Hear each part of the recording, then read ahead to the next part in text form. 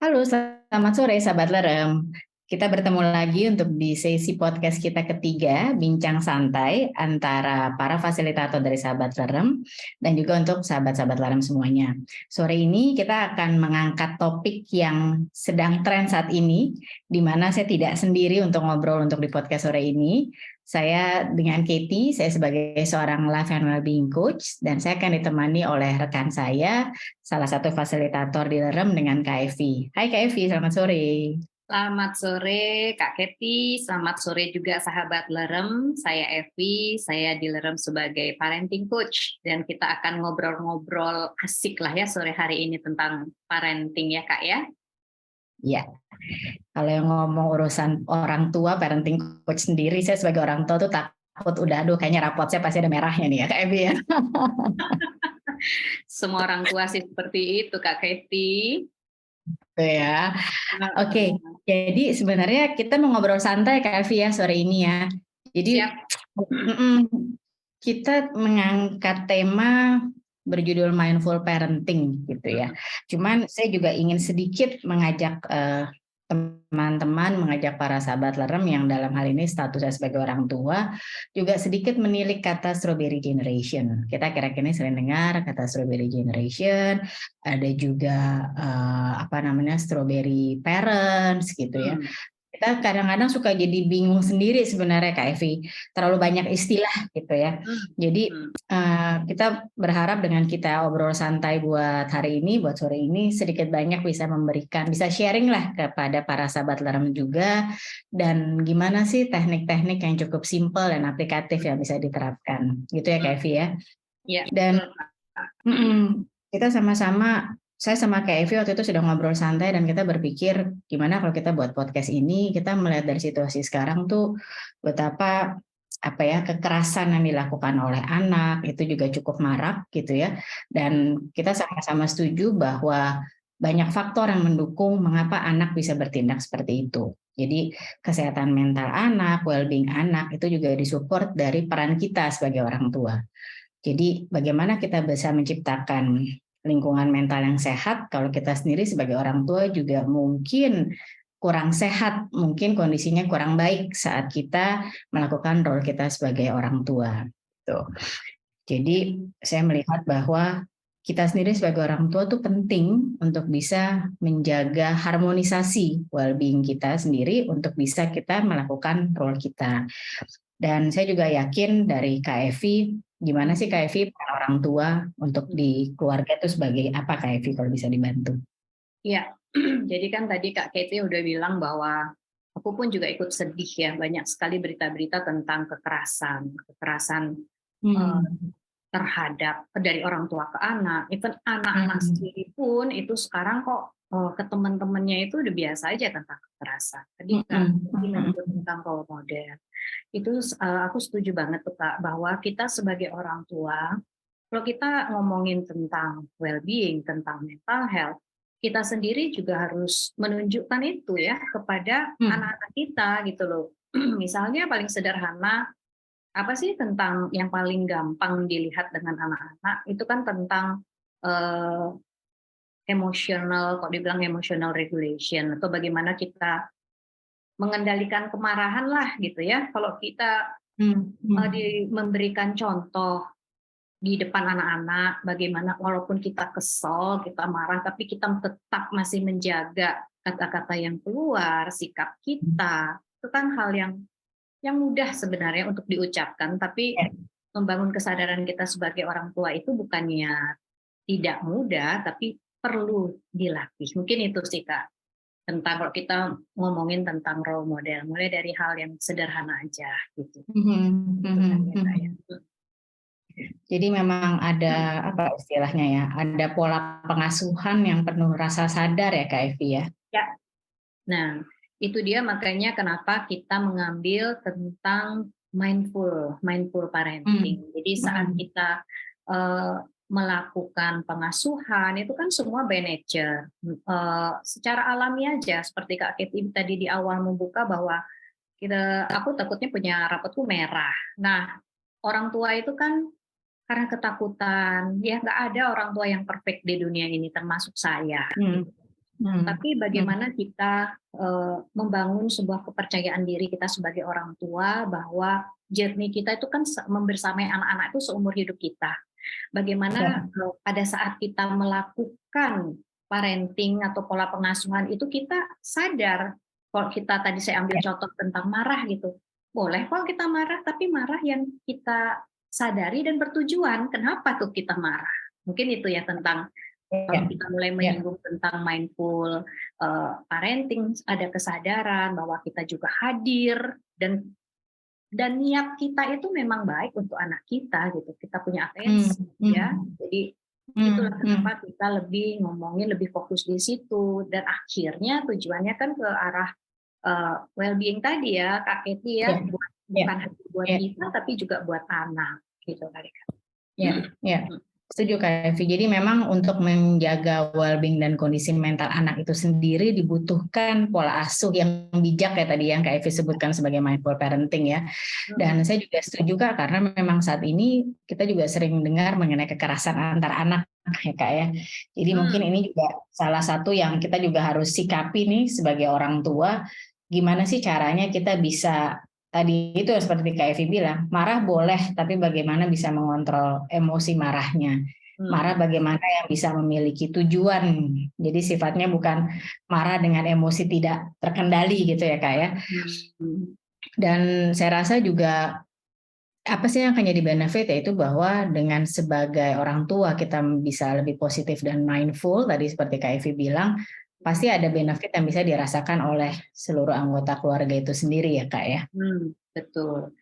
Kalau kita bisa membawa itu semua, yakinlah bahwa kita juga menjalankan sebuah pola pengasuhan ya, pendidikan itu tenang gitu loh suasana rumahnya. Nyaman bagi anak-anak, bagi kita sendiri dan lebih efektif Kak. Iya, setuju Kak Evi, setuju. Oke, Kak Evi, ini mungkin sekarang kita akan lebih masuk nih. Tadi kan kita habis baru ngomong secara prolog aja ya Kak ya. Jadi kita sebenarnya kenapa sih tujuan kita menciptakan obrolan singkat sore ini gitu ya.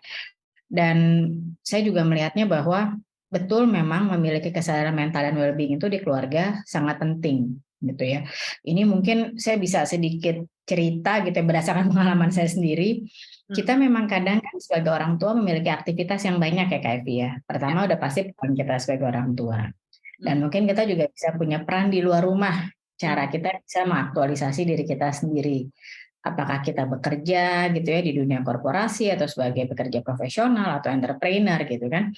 Dimana nggak mungkin aja bahwa kita juga punya rasa stres yang kita alami dengan aktivitas kita di luar rumah gitu ya. Dan kadang tanpa kita sadari itu rasa stres atau mungkin overwhelm akan pekerjaan atau bahkan kita membawa sisa pekerjaan ke rumah, ada pendingan dari pekerjaan kita bawa ke rumah gitu ya. Jadi saya mengalami sendiri tuh di masa-masa seperti itu memang ada rasa kekurang waktu, kualitas waktu saya ke anak itu jadi berkurang. Itu satu. Terus kedua memang saat kita overwhelm pun kita tidak bisa menahan diri. Jadi mungkin anak sedang cerita, tadi itu seperti Kak Evi bilang, kita tidak bisa mindful, tidak bisa fokus saat ini, sadar saat kini gitu ya untuk mendengarkan cerita mereka dan mungkin memberi respon yang juga cukup normatif gitu ya. Yang ada mungkin saya jangan ya oke ya udah begitu aja. Misalnya gitu ya Kak. Jadi saya ngerasa itu semua tuh kalau kita ngomongin mindful parenting, saya rasa itu bukan pola asuh yang ada di kamus mindful parenting gitu ya. Jadi memang si orang tua sendiri itu juga kita dituntut harus bisa memanajemenkan waktu yang cukup harmonis. Jadi mengatur waktu gitu. Saat kita sudah sampai rumah, ibaratnya kalau saya itu dulu menganalogikan kita kayak punya 2 backpack gitu loh Kak. Satu backpack yang isinya beban segala mental di kantor. Begitu masuk rumah gitu ya, sebelum buka pintu backpacknya kita ganti. Kita ganti nih backpack yang isinya role kita sebagai orang tua.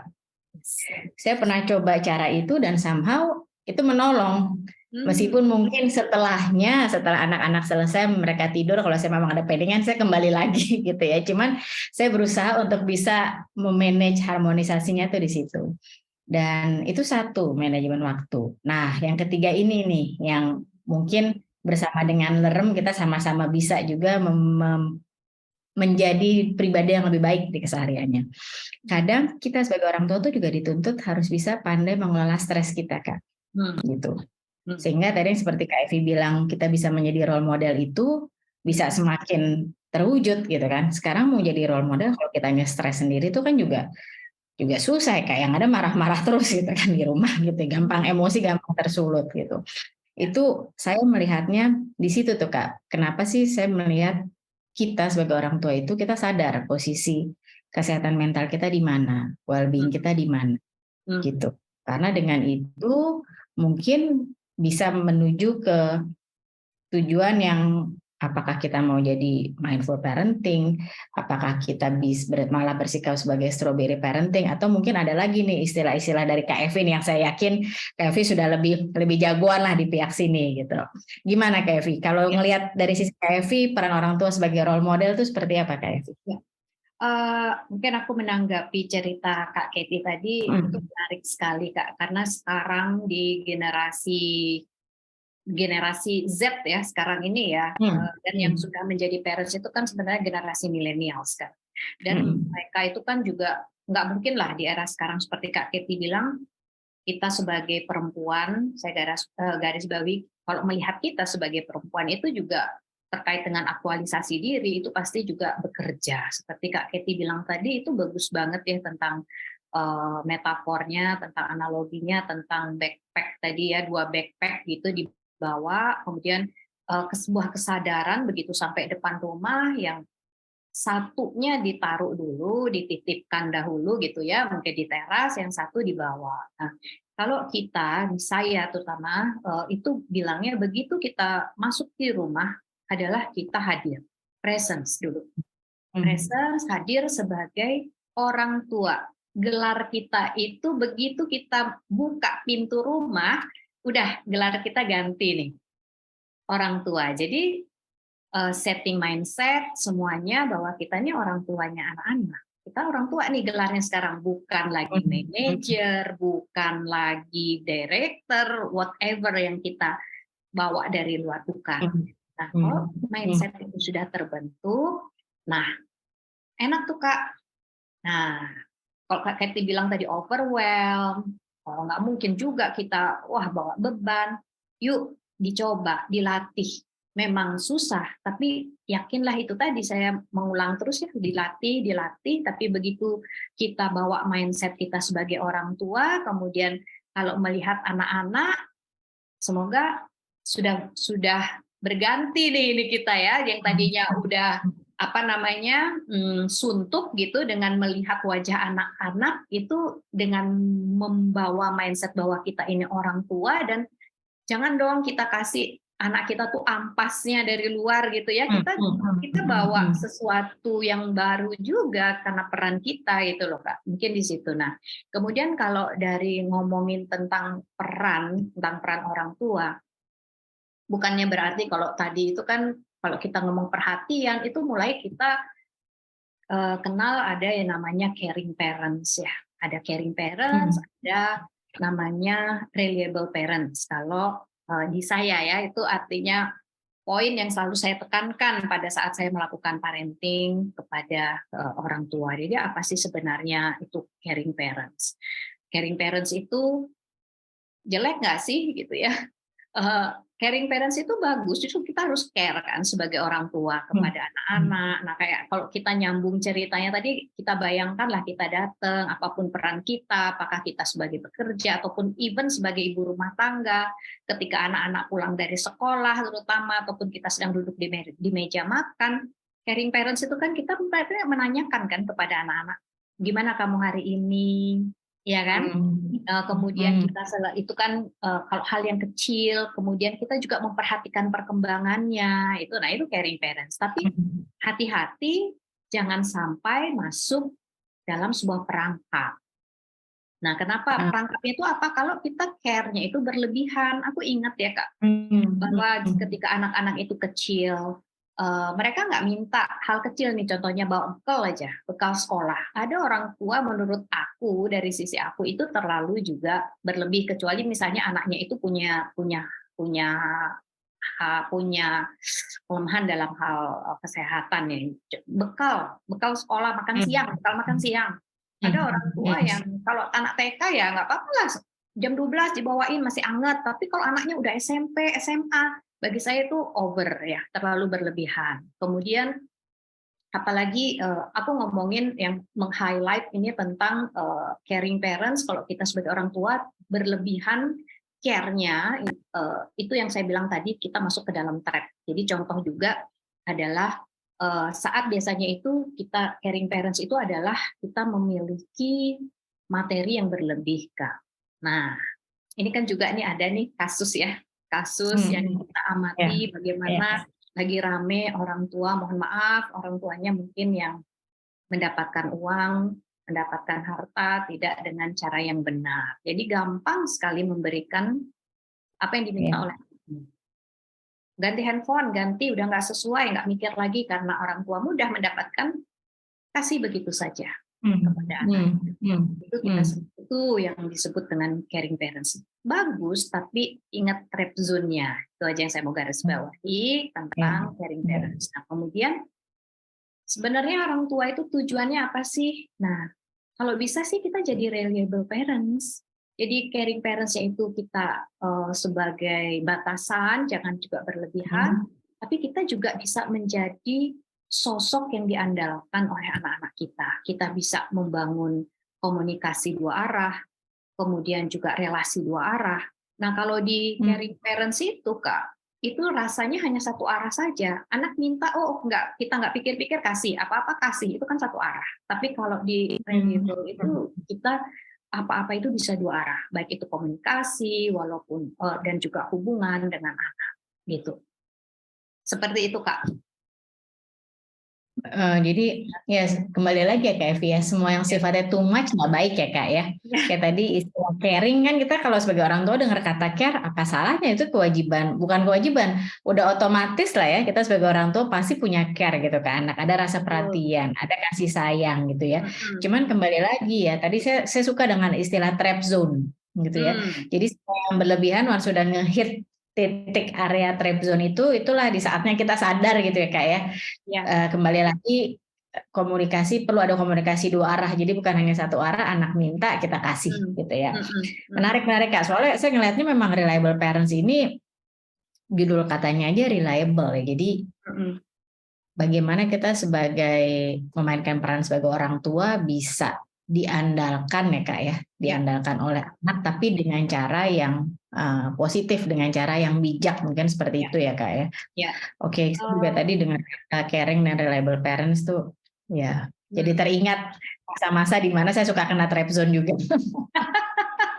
Bukan hanya Kak Kathy, aku rasa sih semua orang tua ya Kak, termasuk saya gitu. Itu kenapa sampai masuk ke trap zone? Karena tanpa sadar sebenarnya kan yang sering memerosokkan kita gitu ke dalam trap zone itu kan apabila gini loh, aduh, dulu aku mau minta ini, minta itu nggak bisa, nggak punya uang. Sekarang aku ada, kenapa aku nggak kasih anakku?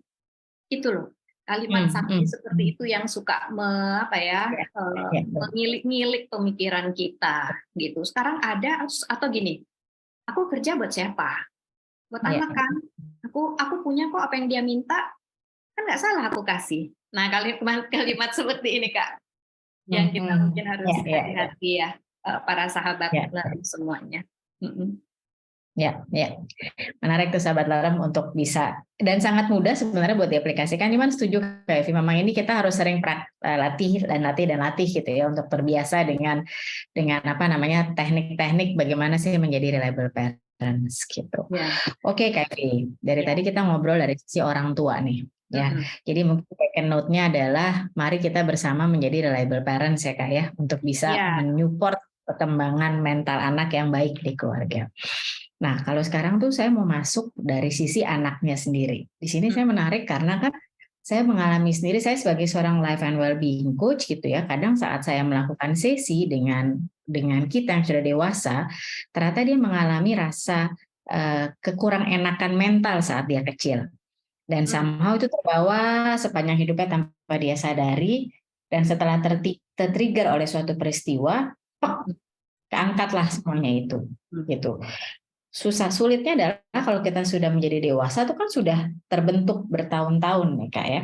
Tuh. Jadi dari situ akhirnya saya coba melihat bahwa sebenarnya ya anak anak manusia gitu maksud saya, dan dia juga unik dan dia juga holistik gitu loh. Jadi bagaimana sih kita bisa mengerti bahwa setiap anak tuh berkembang dengan caranya mereka sendiri, dengan karakteristik mereka yang mereka punyai, bukan karakteristik orang tuanya. Gitu ya. Ada masanya yang saya melihat beberapa perjalanan hidup dari klien-klien yang saya hadapi, disitulah tuh kadang-kadang porsi di situnya suka tadi itu yang kayak Evi bilang terlalu berlebihan gitu lah antara sifat orang tua, pola pengasuhan orang tua ke anak. Dan di sini saya juga melihat bahwa istilah secara holistik tuh memang anak berkembangnya benar-benar secara komplit, secara menyeluruh, dan jadi ada keseluruhan aspek yang terjalin, ada perkembangan biologis lah. Kita sebagai orang tua mungkin mengalami anak dari masih baby, akhirnya menjadi anak, akil balik, dewasa, itu kan di situ juga ada tuh perkembangan biologisnya mereka. Dan juga dari sisi psikososial dan juga kognitif untuk mereka bisa membuat keputusan kalau ada kejadian ini bagaimana meresponnya. Kejadian seperti ini harus merespon gimana. Emosi seperti ini saya harus bagaimana. Itu tuh ternyata sesuatu yang mereka absorb, mereka pelajari dari mereka kecil tuh Kak Evi. Di situ tuh saya menariknya melihat perkembangan ini anak, jiwa anak. Dan biar bagaimanapun anak tuh ingin selalu dihargai secara individu dan mereka juga mau diberi kesempatan untuk bisa mengeluarkan pendapatnya. Yang which is ini kayaknya mostly anak-anak sekarang tuh mereka cukup pandai nih mengekspresikan needs-nya mereka. Saya akuin di sini anak-anak generasi sekarang tuh cukup pandai, dan sebenarnya ini juga salah satu fondasi untuk mereka bisa sukses dalam melakukan keterampilan sosial asal dalam koridor yang benar, gitu kan. Kemudian di sini saya juga kembali lagi tadi Kak Evi bilang mengenai mindful parenting, selama kondisinya bisa menstimulasi anak di level yang baik, itu saya melihatnya sangat membantu tuh Kak, si fungsi reliable parents dan sebagainya. Itu salah satu faktor terbesar untuk cara untuk bisa menstimulasi anak. Jadi emosi anak itu bisa kita maintain ya, udah pastilah tidak selamanya. Kadang-kadang mungkin ke-trigger sesuatu itu lepas, cuman kan kita bisa kembalikan lagi, kita bisa ingatkan lagi ya, dan itu sifatnya memang berkesinambungan ya Kak Evi ya. Itu proses ya kalau saya lihat di situ juga. Dan di sini saya juga jadinya teringat oleh kasus yang tadi juga Kak Evi sebutkan gitu ya. Saya sempat ceritakan memang orang tua mendapatkannya mudah, si anak sendiri juga jadinya semacam mendapat privilege gitu ya atas kemudahan kepemilikan barang, sampai semuanya dianggap mudah termasuk penyaluran emosi yang tidak bisa terbendung. Dia dengan mudahnya bisa disalurkan saja gitu ke sesama anak juga gitu ya. Jadi akibatnya malah jadi saya melihatnya hanya sebenarnya masalah pola asuh di keluarga yang mengakibatkan banyak kerugian yang terimpak dari kejadian itu gitu. Yang saya sayangkan tuh di situ, dan saya sendiri sebagai orang tua melihat kasus anak seperti itu, yang saya bisa lihat adalah kasarnya tanda kutip hilang sudah tuh semua cita-cita orang tua untuk si anak. Yang mungkin sudah mengharapkan anak bisa tumbuh dengan normal, dengan berkembang seperti layaknya anak-anak yang lain, dalam satu momen tuh jadinya berubah hanya karena masalah emosi yang tidak bisa terjaga dari pihak anak yang satu. Jadi saya juga melihat ya kembali lagi reliable parents penting, dan family value itu Pak, Kak, family value jadi norma-norma yang kita ajarkan di keluarga kepada anak. Di situ kalau saya melihat dari kacamata saya ya sebagai orang tua berdasarkan pengalaman saya sendiri dan juga berita-berita yang terjadi gitu loh. Kalau dari sudut pandang Kak Evi gimana Kak? Ya, balik lagi tadi Kak, ada yang aku highlight dari cerita Kak Katie tadi tentang reliable parents itu juga bahwa orang tua yang bisa diandalkan itu adalah orang tua yang bisa menghargai tadi ya, menghargai anaknya. Kita juga terbuka. Seperti Kak Katie bilang, saat ini kalau kita nggak terbuka, mati aja kita tetap mempertahankan nilai-nilai ataupun pola-pola parenting lama, konvensional yang kita tahu itu kita paksakan, itu nggak bakalan bisa. Jadi kita pun juga harus open. Kita pun juga harus mau belajar. Yang paling di depan mata itu adalah tentang teknologi, kemajuan teknologi ya. Itu kalau kita misalnya, anak-anak tuh sangat senang kalau misalnya kita jujur aja, kalau kita perlu bantuan mereka, kita tidak mengerti, itu ya, kita minta tolong sama mereka tuh mereka akan sangat senang. Itu hal yang sangat sederhana hingga mereka dihargai juga gitu ya. Kita juga open dan friendly. Kita sebagai temannya mereka. Ya, jadi jangan selalu memposisikan hierarki itu bahwa kita tuh orang tua. Kalau zaman dulu kan wah, takut ya untuk bicara aja takut kepada orang tua. Tapi tetap dalam koridor ada etikanya karena kita kan di dunia timur ya Kak. Boleh mereka itu mengeluarkan pendapat dan seperti Kak Kety bilang generasi Z sekarang itu mereka diajarkan banget untuk kebebasan mengeluarkan pendapat, kebebasan untuk mengeluarkan ini loh perasaan saya, ini loh emosi saya, itu perasaan saya itu seperti ini. Please appreciate gitu kan mereka kepada orang tua juga berdasarkan pengalaman sehingga saya pun men-switch pola asuh Kak. Jadi bukannya nggak bisa nih sekarang dengan sahabat lerem anak saya 4 kebetulan 1 berkebutuhan khusus dan 3 itu yang normal gitu yang tipikal dan setiap anak pun itu tidak sama. Tadi Kak kalau dari anak gimana nih Kak? Kety tadi menanyakan ya aku sambung aja nih Kak. Jadi dari setiap anak itu memang unik. Betul sekali itu unik. Anak saya yang 1 berkebutuhan khusus sudah jelas itu berbeda, sudah jelas dia unik. Kemudian yang 3 yang normal ini pun tidak sama. Dan kita pun sebagai orang tua, sahabat lerem, kita pun unik. Sehingga sebenarnya dalam menerapkan pola parenting, tadi kalau Kak Kety menyebut tentang nilai-nilai, value di dalam sebuah keluarga, apa yang kita buat aturan, itu tiap keluarga tidak sama. Jadi yuk sadari dulu, tadi silakan lewat apa, coaching aja dulu, coaching sama Kak Kety, sama kalau sama saya juga silakan gitu, kita open terbuka. Kemudian kalau dari sisi anak sendiri, adalah bahwa saya suka mengatakan bahwa ingat loh, anak-anak itu bukan orang dewasa mini. Ya, sahabat lerem yang masih punya anak-anak, even anak-anak itu kan tetap umurnya di bawah kita ya, di bawah orang tuanya. Jadi tentu antara mungkin mereka bisa secara kognitif oke, bagus, tapi secara kebijaksanaan, secara pengalaman kita tetap di atas mereka gitu. Sehingga yuk kita sesuaikan pada saat kita berkomunikasi, pada saat kita berdiskusi ataupun mendengarkan keluh kesah mereka, posisikan kita itu pada umurnya mereka, pada kedewasaannya mereka. Itu tadi tentang bahwa setiap anak itu unik. Kemudian kalau kita menyadari itu bahwa anak itu tidak ada yang sama, kita mencoba akhirnya Kak untuk memahami setiap anak yang ada yang kita punya ya. Kalau ada yang 1 ya mungkin nggak lebih mudah juga sih daripada kalau yang kayak saya gitu anaknya 4 gitu. Yang penting yaitu tadi kita coba merubah sudut pandang kita, tidak hanya dari sisi kita melihatnya sebagai orang tua, kalau kita di posisinya mereka nih apa ya yang mereka rasakan? Apa sih pemikiran mereka? Apa sih yang mereka inginkan? Itu sih tambahan dari saya Kak, kalau kita melihat tentang anak ya. Iya. Setuju Kak, jadi bukan hanya anak yang unik, kita juga sebagai orang tua juga unik ya Kak ya. Begitulah kadang-kadang fungsinya ada pihak ketiga yang profesional yang mungkin dibutuhkan juga oleh para orang tua untuk mengenali diri mereka yang unik ya. Karena kan memang saat ingin mengeluarkan tantangan di kehidupannya kadang lebih nyaman mungkin jika dibantu oleh mereka yang memang memiliki pengalaman yang cukup lah, pengalaman yang mumpuni untuk bisa membantu. Dibantu oleh seorang profesional lah gitu ya Kak ya. Betul. Profesional untuk membantu melihat gitu. Ya. Katanya sebagai cerminnya daripada kita pikirin sendiri ataupun kita ngobrol terhadap sesama teman yang bukan profesional gitu. Iya, setuju Kak.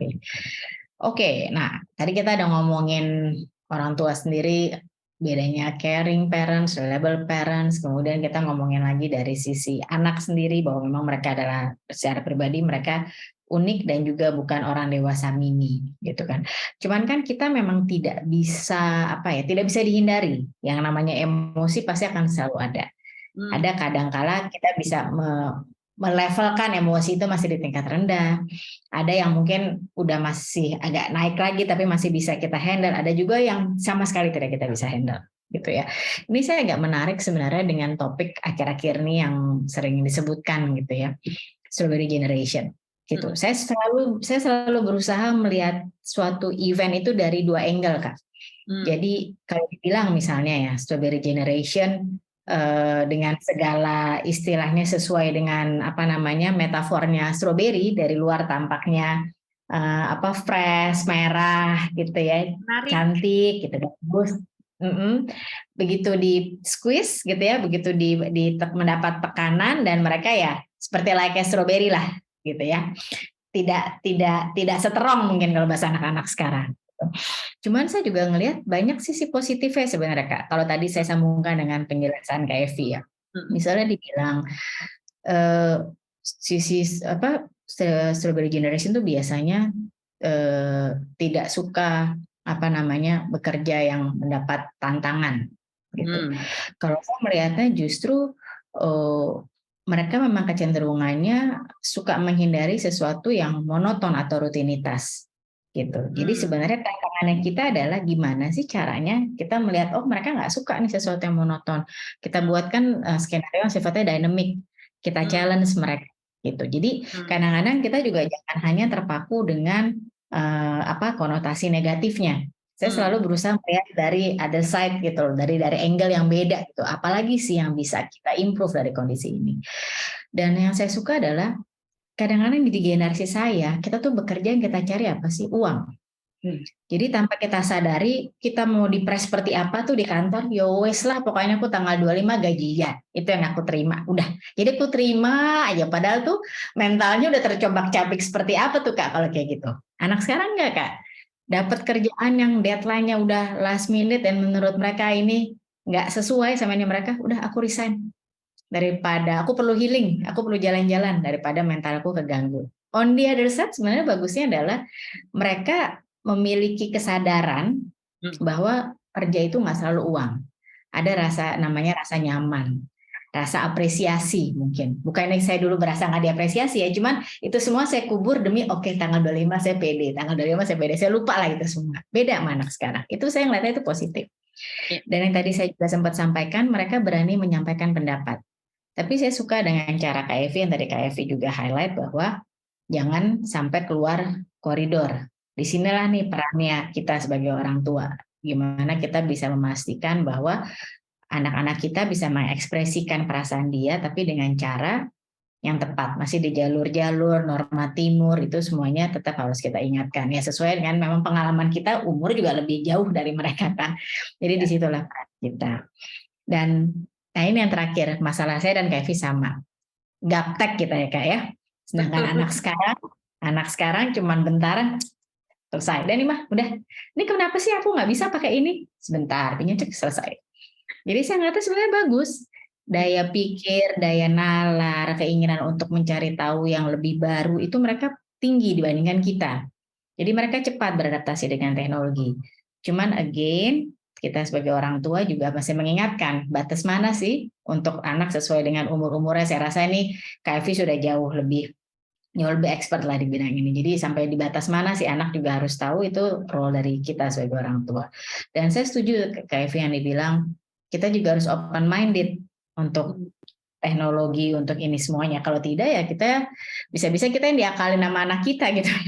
Mereka udah lebih ngerti teknologi gitu kan. Kita sendiri kalau kita juga nggak bebenah diri ya kita juga bisa di posisi yang jadi bisa dikuasai anak. Kayak tadi itu mungkin part dari caring parents kalau saya lihat di situ ya, trap zone itu. Yeah. Jadi saya ngelihatnya istilah Strawberry Generation itu nggak selalu jelek, tidak negatif, tidak selamanya negatif, selama yuk kita sebagai orang tua sama-sama berproses, sama-sama melatih untuk bisa menempatkan diri sebagai reliable parents gitu. Jadi instead of kita sebagai strawberry parents yang menciptakan Strawberry Generation, gimana kalau kita bisa sebagai reliable parents yang menciptakan positifnya si Strawberry Generation. Itu sih Kak, kalau saya melihat ibarat emosi itu kan sesuatu yang negatif kan sebenarnya kalau tidak terbendung. Tapi kan memang kita sebagai manusia juga harus bisa mengeluarkan, bisa mengekspresikan kan, justru itu normalnya kita gitu loh. Jadi gimana ceritanya biar semua itu bisa masih dalam batas-batas koridor. Ya. Itu kalau dari sisi saya itu Kak mengenai emosi. Kalau dari Kak Evi gimana tuh Kak? Iya, menarik sekali Kak. Itu dari tadi Kak Katie di awal sudah mengatakan bahwa yuk kita melihat anak itu secara holistik, jangan dipecah-pecah. Itu saya highlight sekali. Ya, itu betul banget bahwa jangan hanya memperhatikan satu sisinya saja. Kalau tadi ngomongin tentang yang disebutnya strawberry generation gitu. Kemudian Kak Katie tadi melihat dari sisi yang positif dari anak-anak yang dibilang sekarang strawberry generation. So pertanyaannya adalah bagaimana biar mereka tadi keluar hal-hal positif yang dimiliki oleh strawberry generation ini, tapi kita juga membantu mereka untuk lebih memperkuat yang dikatakan yang kekurangannya lah gitu ya. Yaitu tadi berikan kesempatan pada anak hal yang mudah banget untuk menyelesaikan masalahnya sendiri. Jangan cepat kita ambil, jangan cepat kita take over, jangan cepat kita menjudge. Nah, judgement ini juga bagian daripada sebenarnya bagaimana kita mencoba untuk menjadi orang tua yang mindful, Kak. Jadi mindful parenting itu bisa kita, kalau boleh saya bawa gitu ya, tentu sahabat Lerem bertanya, lalu mindful parenting itu seperti apa? Kalau kita punya atensi, punya perhatian pertama, kemudian kita terlibat di dalamnya gitu ya, atau intention, kita niat gitu, kita meniatkan diri kita untuk kita tadi shifting misalnya dari kita merasa, aduh gue terlalu caring parents nih untuk menjadi reliable parents gitu, itu sudah niat. Kemudian kita pun ada atensi tadi. Kemudian yang ketiga adalah bagaimana kita membentuk tadi menyikapi ya, bersikap. Salah satunya itu non judgment, tidak menghakimi. Jangan menghakimi anak-anak. Jadi menghakimi itu ya tadi contohnya, mereka masih anak-anak, mereka belum dewasa. Ya. Kemudian balik lagi ke contoh saya tadi, hal kecil tentang misalnya makan siang lah, mereka harus hangat. Itu kan dari sudut pandang kita.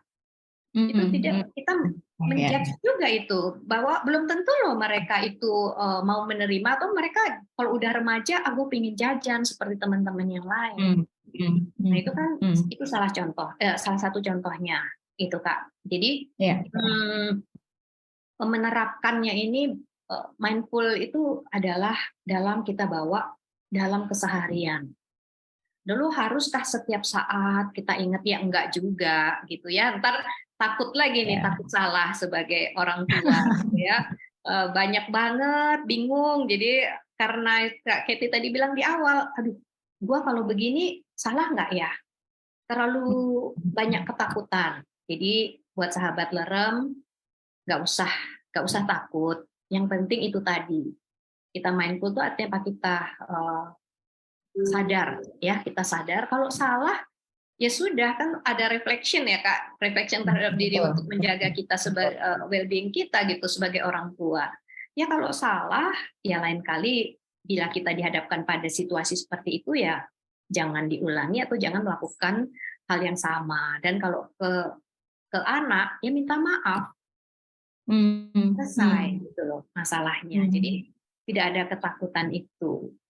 Itu sih Kak. Jadi bagaimana tadi itu Kak Katie sudah menjelaskan. Kalau boleh saya tambahkan, kasih kesempatan kepada anak. Jangan semua itu kita take over, terutama tentang masalah mereka, seolah-olah mereka tidak mampu untuk menyelesaikan. Yuk kita mulai dari situ dulu deh. Ya. Tambahan dari saya. Thank you Kevin untuk tambahannya. Memang practice and practice ya Kak ya. Dari kita kecil sampai kita sebagai orang tua tuh latihan tuh tetap berproses menjadi lebih baik, itu merupakan apa ya, saya kalau bilang keseharian di hidup kita lah. Kalau hari ini kita bisa seperti ini, gimana besok kita bisa lebih baik lagi. Salah satunya di pola asuh anak ini. Saya melihatnya itu kalau untuk diri saya. Oke, Kak, ini kita dari tadi udah ngobrol panjang lebar ya. Jadi sebenarnya kita bisa bilang ya, bahwa memang kita sebagai orang tua tuh kita juga dituntut mesti bisa memiliki kesehatan mental yang baik. Kita harus sadar mengenai well-being kita. Gitu ya. Jadi saat kita overwhelm, saat kita mungkin ada saatnya juga kita mungkin khawatir akan sesuatu, which is itu manusiawi gitu ya. Cuman sih bagaimana caranya kita bisa menjadikan atau mungkin memisahkan dulu rasa-rasa itu saat kita melakukan role kita sebagai orang tua. Dan kemudian setelah kita memisahkan kan kita akan kembali lagi kan ke diri kita. Nah, sebenarnya di bagian ini nih yang saya ingin bersama-sama mengajak para orang tua yang tergabung di Sahabat Lerem bahwa teman-teman tidak sendiri. Kita sendiri di sini juga peran saya di sini meskipun sebagai life and well-being coach juga sebagai orang tua. Jadi kadang saya suka konsultasi dengan Kak Evi. Kak Evi juga mungkin sebagai orang tua juga memiliki rasa well-being. Ya. Kalau sedang overwhelmed mungkin Kak Evi bisa saja konsultasi kepada saya. Jadi kita tuh memang saling memberikan support gitu ya Kak Evi ya. Dan saya juga berharap dengan adanya Lerem di sini juga bisa membantu sahabat Lerem dalam menjalankan perannya sebagai orang tua gitu. Ditambah lagi Kak Evi sendiri tadi juga sudah menjelaskan keuntungan dari mindful parenting gitu ya Kak Evi ya. Kemudian juga di sini saya agak menarik nih ada coaching untuk orang tua dan juga terapi untuk anak. Nah ini gimana nih Kak Evi? Mungkin bisa berikan sedikit bocoran nggak sih ini Kak?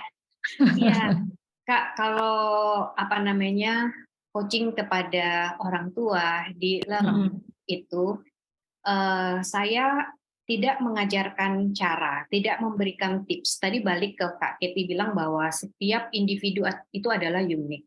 Yuk kita lihat value kita sebagai, kalau nanti adalah lebih banyak mungkin yang pendengarnya adalah ibu-ibu, apa sih sebenarnya nilai-nilai kita sebagai seorang ibu itu disadari dulu gitu. Kemudian kalau namanya parenting itu kan by nature sebenarnya kalau kita sudah selesai dengan masalah-masalah, tadi Kak Keti sempat juga sedikit memberikan gambaran tentang mungkin kalau kita ada trauma yang masih kita bawa, yuk kita selesaikan dulu itu, gitu ya. Itu juga bisa lewat coaching juga bisa, ataupun kalau memang